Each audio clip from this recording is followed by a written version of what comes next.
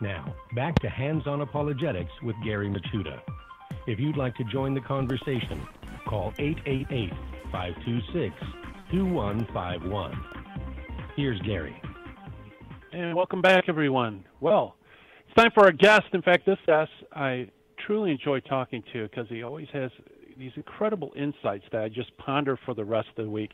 The guest is Roy Shulman. He received his Bachelor of Science from MIT and an MBA, magna cum laude, from Harvard Business School. He's the author of 2 awesome books, and I recommend both of these highly. It's Salvation is from the Jews, and also Honey from the Rock, 16 Jews Find the Sweetness of Christ. Roy also is the host of a weekly hour-long live call-in radio show on Radio Maria. The name is Jesus, the Promised Messiah of Judaism with Roy Shulman. It can be heard live on Saturdays at 3 o'clock Eastern Standard Time on radiomaria.us, or you can also listen to it on the Radio Maria Smart app. Roy Shulman, welcome to Hands-On Apologetics. Great to be back. Boy, Roy, we talked, I can't believe it was January 22nd, I think, was the time you were on the show. Time has flown. Yep. There's no shortage of things to talk about. Yeah, that's true. So if you wouldn't mind, just a couple of minutes, if you could maybe just give a short description of your journey to the Catholic faith. Okay, well, I was born and raised Jewish. My parents were both Holocaust refugees, German Jewish. I went to MIT. I was devout as a child. I went to MIT undergraduate. I lost my faith in the pseudo-scientific worldview at MIT. Science has all the answers. Religion is just a superstition before science had all the answers, which is, of course, what we're going to talk about today. I got a Bachelor of Science from MIT. I went on to Harvard Business School after some years of working as an engineer. Got an MBA magna cum laude, was invited back to join the faculty, was a marketing professor on the faculty of Harvard Business School, was depressed because life had no meaning and we're just a chemical accident and we live and we die and that's it. And in that depression, I had a theophany, walking in nature. I fell into the presence of God, and I saw my life in the presence of God as I would see it after death, looking back over my life in the presence of God. I understood how I would feel about everything after I died, what I'd be happy about, what I would wish I had done differently. I saw the meaning of life. I saw that we live forever. I saw that every action has a moral content that's recorded for all eternity, that every time we take advantage of an opportunity to do something of value in the eyes of heaven, we will be literally rewarded for all eternity for that. And I saw that the meaning and purpose of my life was to worship and serve my Lord and Master and God, who was revealing himself to me. But I didn't know who it was. I didn't know what religion this was. I couldn't think of it as Judaism. I went back home, happy like I had never been before. I knew we lived forever. I knew that absolutely everything that ever happened to us was the most perfect thing that could be arranged, coming from the hands of an all-knowing, all-loving God. I knew that every moment of our existence, we were held in an ocean of love greater than we could ever hope for, coming from this all-knowing, all-loving God. And all I wanted to do was find out who he was and what religion to follow to worship and serve him properly. So every night before going to sleep, I would say a short prayer to know the name of my Lord and God and Master who had revealed himself to me in that first experience. A year after that first experience, I went to sleep. I thought I was woken by a hand on my shoulder and led to a room and left alone with the most beautiful young woman I could ever imagine. I knew without being told that it was the Blessed Virgin Mary. She offered to answer any questions I might have for her, so I asked her about 5 or 6 questions, which she graciously answered. Then she spoke to me a little longer, and then the audience was over. I went back to sleep. The next morning when I woke up, I knew it had been Christ in that first experience, and I knew that I wanted nothing other than to be as fully and completely a Christian as possible. I didn't know the difference between a Protestant and a Catholic, but I knew who the Blessed Virgin Mary was. I really knew who she was, and that led me pretty directly to the Catholic Church. So I don't think I've ever done it in like 96 seconds before, but there you have it. You did an outstanding job too, by the way. Yeah. So let's talk a little bit about going back to I guess it would be the days where you were trying to find meaning in life through education, science. I wasn't really. I mean, I'm happy to go back to the days at MIT, but No, I wasn't. I wasn't trying to find meaning in life through science. I just thought there was no rational choice other than to take a materialistic, atheistic, scientific worldview. Okay, so it was more of a default than. Oh yeah, it definitely was entirely default. I guess that's what I kind of wanted to underline. Yeah, I was never happy about it. So if you could talk to your former self, how would you approach? How would you approach? Someone who. That's very easy. That's extremely easy because all of the scientific evidence is in favor of the truth of the Catholic Church. I mean, I would say to the former Roy, so to speak, okay, let's look at the evidence. Let's look at the physical, verified evidence. I have a hypothesis to explain it, which is that the Catholic Church is true, that God exists, that the spiritual world exists, and so forth.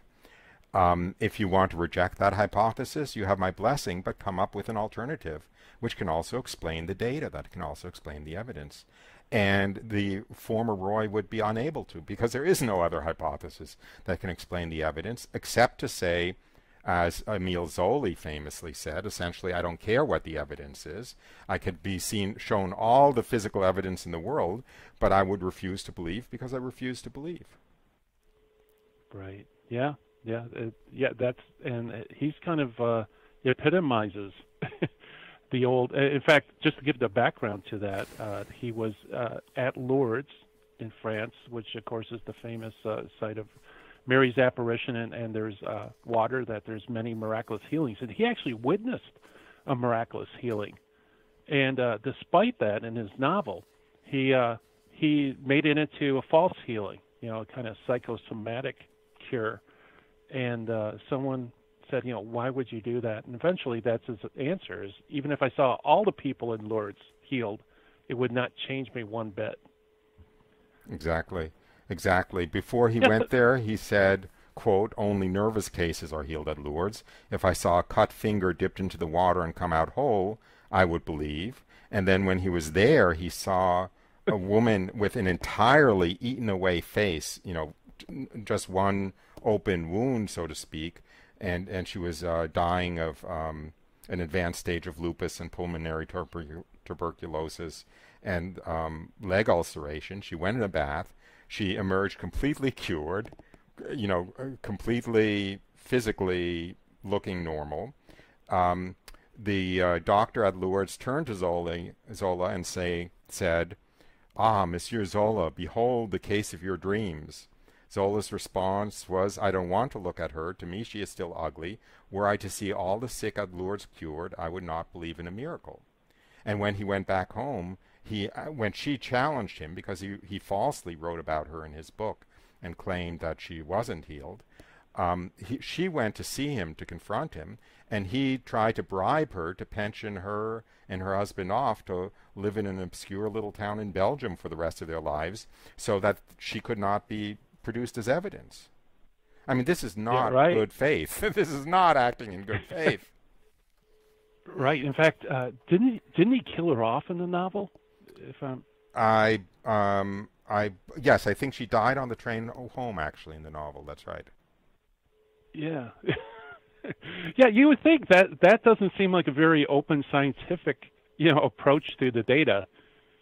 At least he seemed like at the beginning he was willing to accept data, but then when he's confronted with the facts, suddenly the tables have turned. He's only willing to accept data that confirms him in his preconception. There's a wonderful quote of G.K. Chesterton. I hope you refer to him frequently on your show, but anyway. He wrote, "The believers in miracles accept them rightly or wrongly because they have evidence for them. The disbelievers in miracles deny them rightly or wrongly because they have a dogma against them." The blind faith is not on the part of people who believe in miracles. It's on the part of people who refuse to believe in them. Yeah, that's true.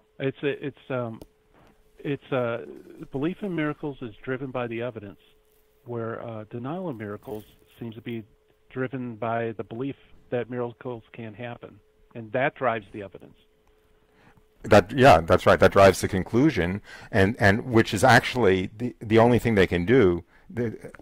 Okay, I may talk a little bit too much about this, but it's because I'm working on a book on this. But Go ahead, yeah. the only thing they can do is either basically say all the witnesses are lying, basically dismiss the evidence, whatever it is, dismiss it on the basis that it's fraudulently produced or all the witnesses are lying and so forth, discount it before beginning, or if they can't do that because there's physical evidence like the Shroud of Turin, then they come up with comical false, I don't know what to call it, explanations or analogies like they have for the Shroud of Turin. You can find, like the History Channel or whatever saying that, like a corpse was dusted with ochre powder and a sheet wrapped over it, and that produces the image.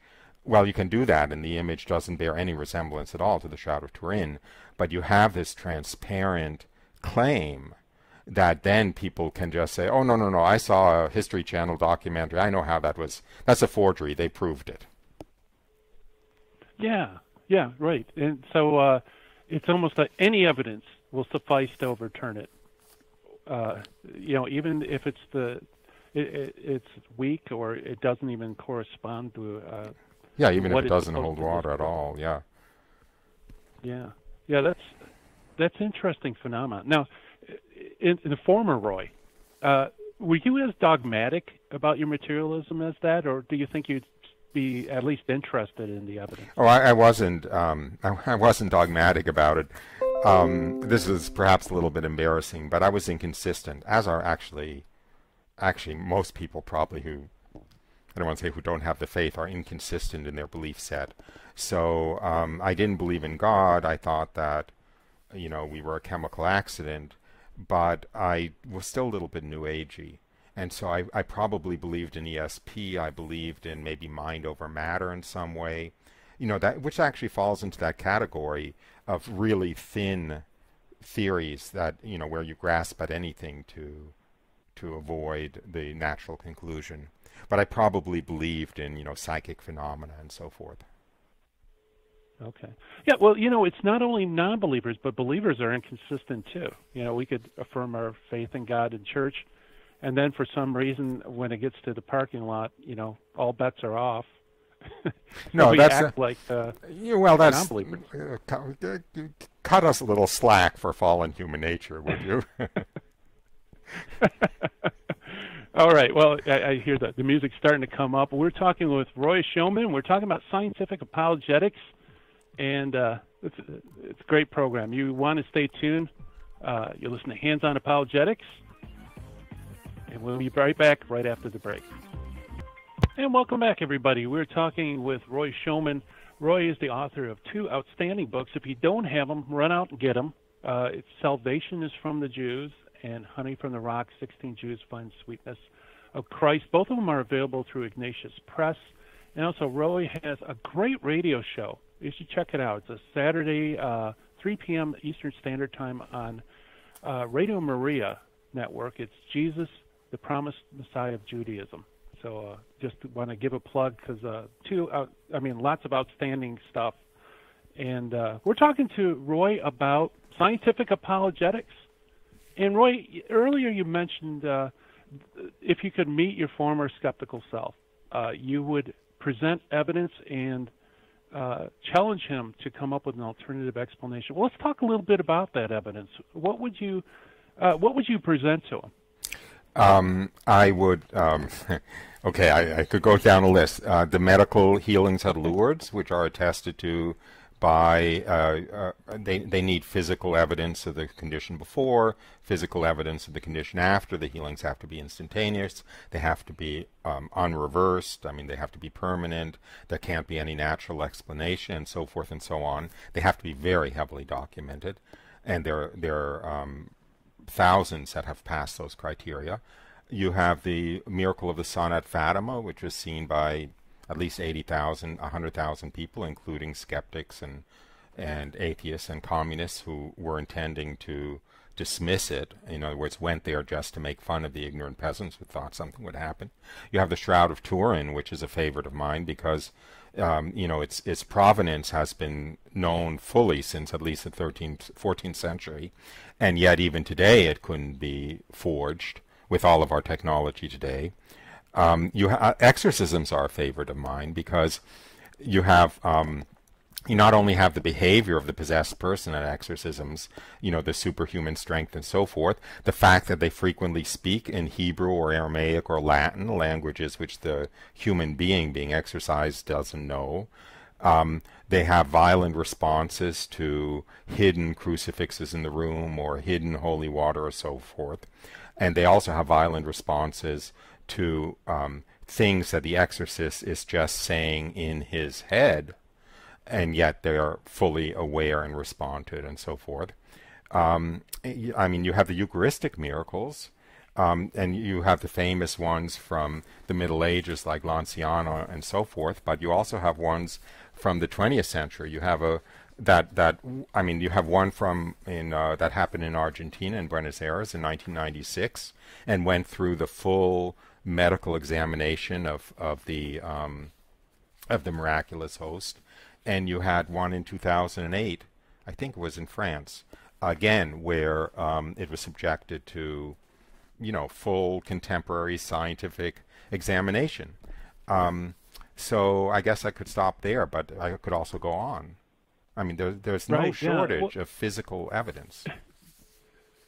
Yeah, that's true, and especially I think Lourdes definitely would qualify as being scientifically, and rigorously documented, because if any healings that occurred at Lourdes, if they don't have documentation about their original diagnosis, they're not even, the process stops there. They have to have complete documentation, right?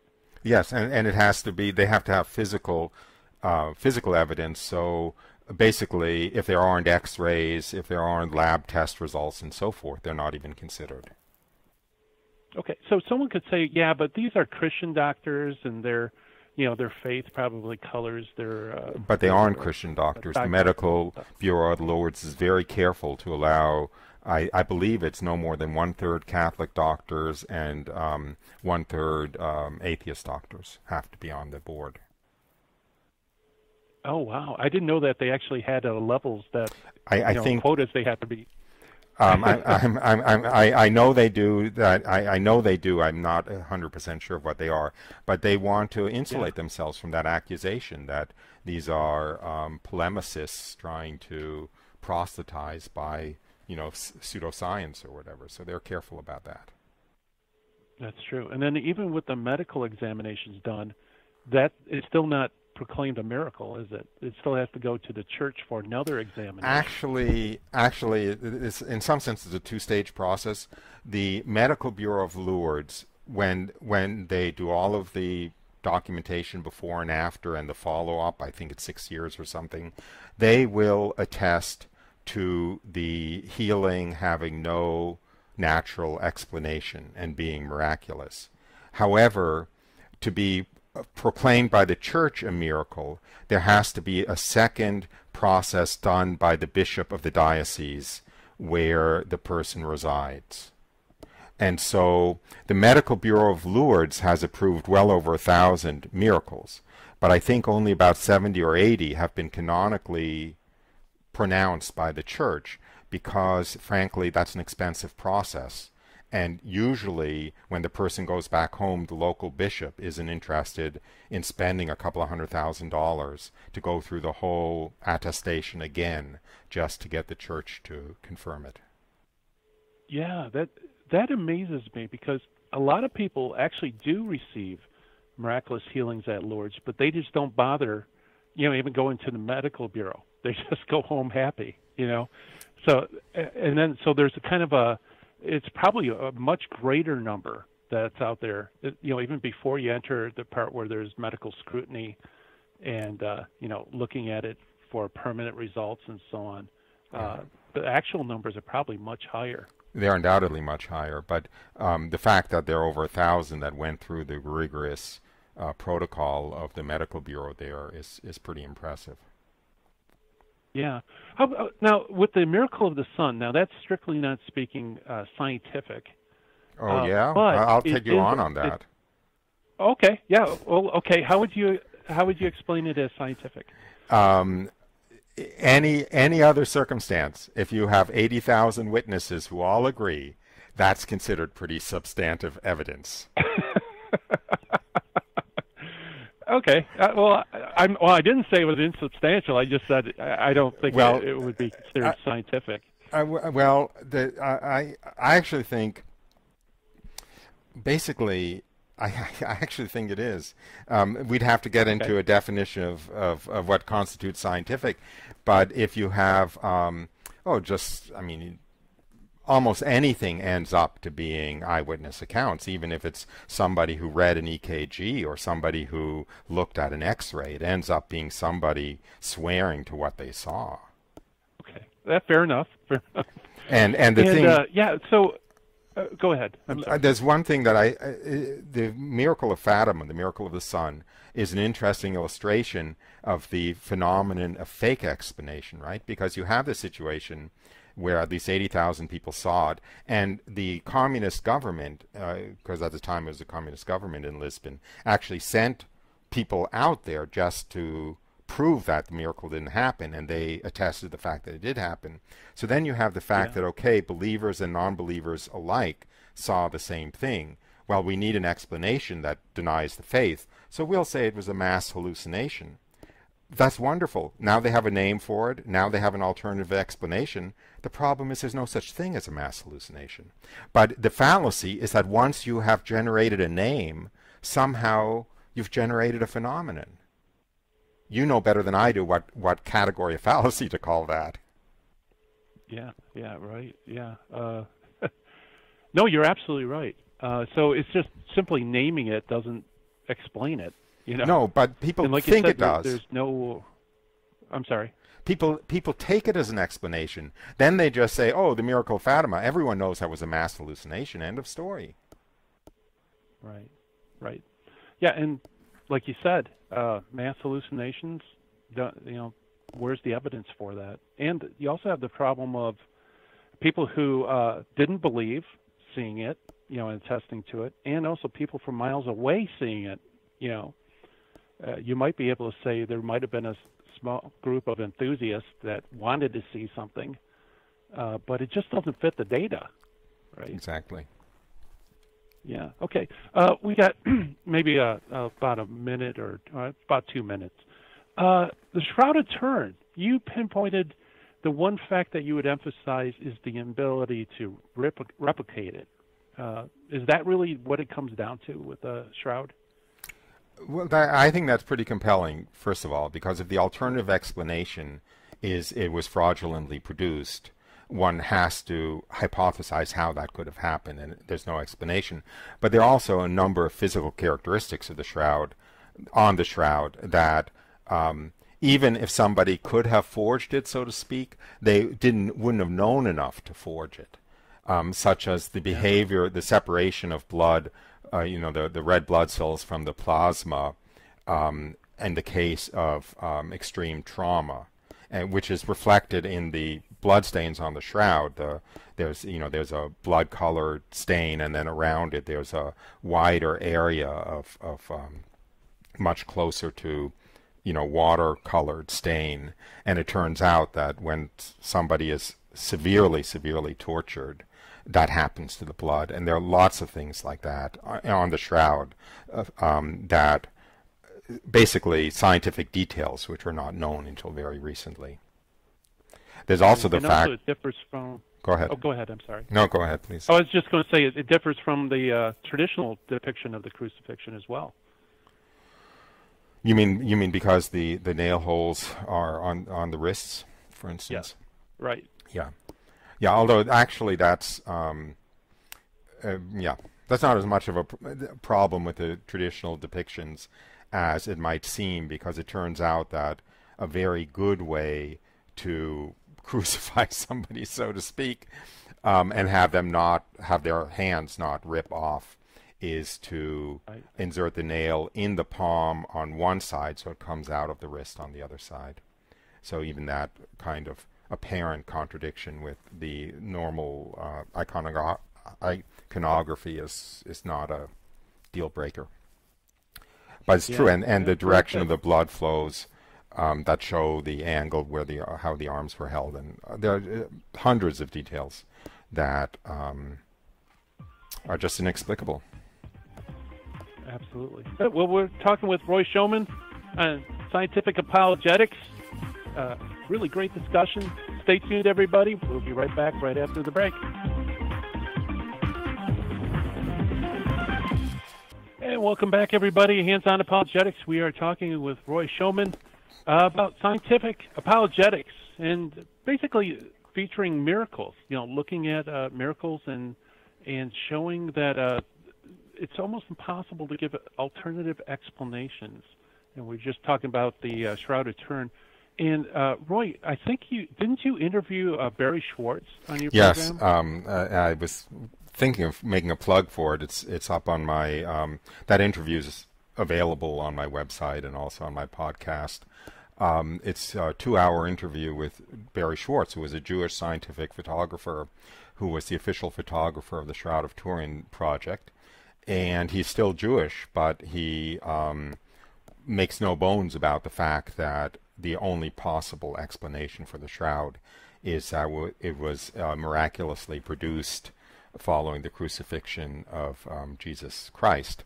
And although he admits that he can't scientifically prove that it was Jesus Christ, because all he can scientifically prove is that it was a crucified man about 2,000 years ago, he presented the evidence to his mother, who was Jewish, and he said to her, "But of course I can't prove it's Jesus Christ." And she said to him, "It's miraculously produced of a man crucified 2,000 years ago by the Romans. Who else do you think it's gonna be?" Why keep it along for 2,000 years if it isn't? And why have it miraculous? But so yes, as he goes in. I mean, he knows far better than I do, but he goes into a great number of attributes of the shroud that are extremely precise scientifically and are contradict the idea that it could have been produced any way other than miraculously. Yes, absolutely.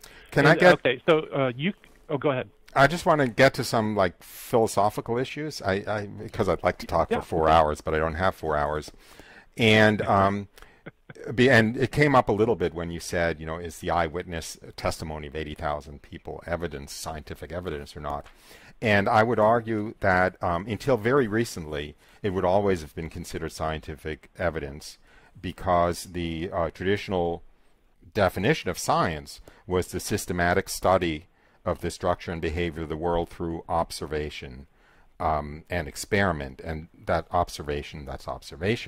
The problem is that now scientific requires the word scientific is usually associated with the requirement to reproduce the result at will under controlled circumstances and the ability to perform repeatable experiments to establish the scientific truth of something. Those two things, reproducibility at will and experimentation at will, they by definition exclude miracles. It's in the nature of a miracle that it cannot be produced at will under arbitrary circumstances, and that it is not subject to experimentation.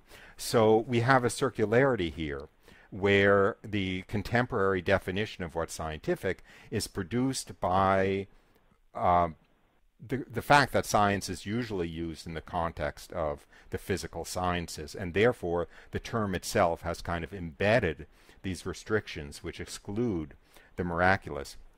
The obviously a result which is dependent by nature on the particular circumstances or on who is involved cannot be replicated at will.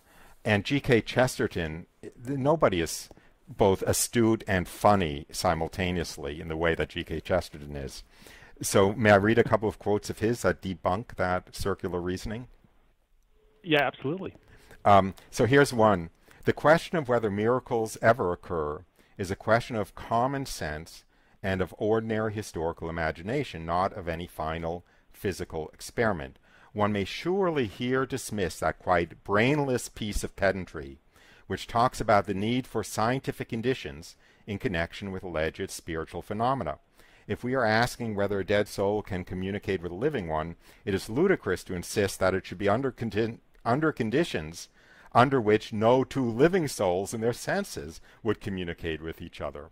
If you choose to say, I will believe that Miss Brown called her fiancé an endearing term, if she will repeat the word before 17 psychologists, then I shall reply, very well, if those are your conditions, you will never get the truth, for she certainly will not say it.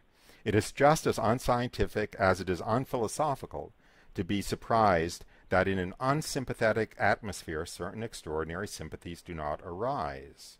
It is as if I said that I could not tell if there was a fog because the air was not clear enough, or if I insisted on perfect sunlight in order to see a solar eclipse. Oh, that's beautiful. Yeah, so in a sense, what they do is define opposition out of existence. Yeah, and then another argument, certain circumstances. Another argument is that, well, the only witnesses to these things and the only participants are people with faith, so obviously that's not reliable because they have faith. To which G.K. Chesterton says, the skeptic may say that the miracle could only come to him who believed in it. It may be so, and if that is so, how are we to test it? Suppose we were investigating whether angry men really saw a red mist before their eyes. Suppose 60 excellent householders swore that when angry they had seen this crimson cloud. Surely it would be absurd to answer, oh, but you admit you were angry at the time. They might reasonably rejoin, how the blazes could we discover without being angry whether angry people see red? So the saints and ascetics might rationally reply, suppose that the question is whether believers can see visions. Even then, if you are interested in visions, there is no point to object to it being believers. You are still arguing in a circle. Yeah, very good. Yeah, that's beautifully put. In fact, we're going to have Dale Alquist on tomorrow, so this is great. It's warming us up for G.K. Chesterton. Yeah. So the scientific, the modern scientific view, in a sense, kind of, like I said, excludes the faith response by definition. It can't be admitted as evidence. Well, my premise would be that the that the definition of what constitutes scientific has to be sensitive to the problem domain. And if you're talking about physics or chemistry, that fine. Then reproducible results is a reasonable criterion. If you're talking about the sovereign act of the free will of an individual, which in this case might even be God, or it might be a demon, or it might be the angels, you can't require reproducibility because that would deny the free will of the individual involved. Right, exactly. Well, we have about 3 more minutes. Where else would you go? Well, I will read this, with your indulgence, this one story of a Eucharistic miracle in Buenos Aires in 1996 under then Archbishop Bergoglio, Bishop Bergoglio, who we know as Pope Francis, because people again dismiss these things from the Middle Ages as legends. And I can do it in 3 minutes, okay? Okay. Oh, okay. So, that sounds great. Okay, so Father Alejandro Pezet celebrated Mass. He distributed Holy Communion when somebody told him that someone had thrown away a host in the back of the church. So the priest took the host and put it in water to dissolve it, because that's actually the legitimate way to dissolve a defiled host, basically to dispose of it, because eventually it dissolves completely in the water, at which point there's no divine presence in the host and you can dispose of it in the earth. So he put it in water, expecting it to dissolve, but a few weeks later he saw that the host had become a bloody object in the water. So he informed the bishop, who was Bergoglio, and photographs were taken to show it, and it was left in the water. And 3 years later, Bergoglio decided to submit it to scientific analysis. So he gave a sample of the host to Dr. Zugiba, who was an expert on cardiology and forensic pathology, without telling him where it came from. So he gave him a piece of the transformed host, which appeared to be human muscle at that point. The doctor, here's the doctor's forensic report. The analyzed material is a fragment of the heart muscle found in the wall of the left ventricle close to the valves. This muscle is responsible for the contraction of the heart. The heart muscle is in an inflamed state and contains a large number of white blood cells. This indicates that the heart was alive at the time the sample was taken. I affirm that the heart was alive since white blood cells die outside a living organism. Thus, their presence indicates the heart was alive when the sample was taken. What is more, these white blood cells had penetrated the tissue, which further indicates that the heart had been under severe stress, as if the owner had been beaten severely about the chest. So then the doctor who did this was informed that the sample had been taken from its originating source in 1996, which means 3 years earlier. At which point, Dr. Zugiba asked, "You have to explain one thing to me. If the sample came from a dead person, how could it be that while I was examining it, the cells of the sample were moving and pulsating? If the heart came from someone who died in 1996, that is 3 years earlier, how could it still be alive?" Wow. So this is not from the Middle Ages. This is from 1996. They had plenty of science and forensic pathology in those days. That's true. Wow. That's great evidence. Well, we're right up at the end of the show. Roy, how can people get a hold of your material? My website is salvationisfromthejews.com. I have a YouTube channel, but go to the website. You can find the YouTube channel and everything on there. You can find, dozens of talks I've given on video and audio. All my radio shows archived. I have a podcast blog.salvationisfromthejews.com. I have a YouTube channel, if you spell my name right, which is Schoeman. You can find a lot of talks up on YouTube and so forth. So I'm around. Awesome. Well, thank you so much for coming on the show. Thank you for having me. Thanks for the discussion. All right. Well, it's Roy Shulman, everybody, and definitely make use, access his work, because he's done some great work in sharing, explaining, defending the faith.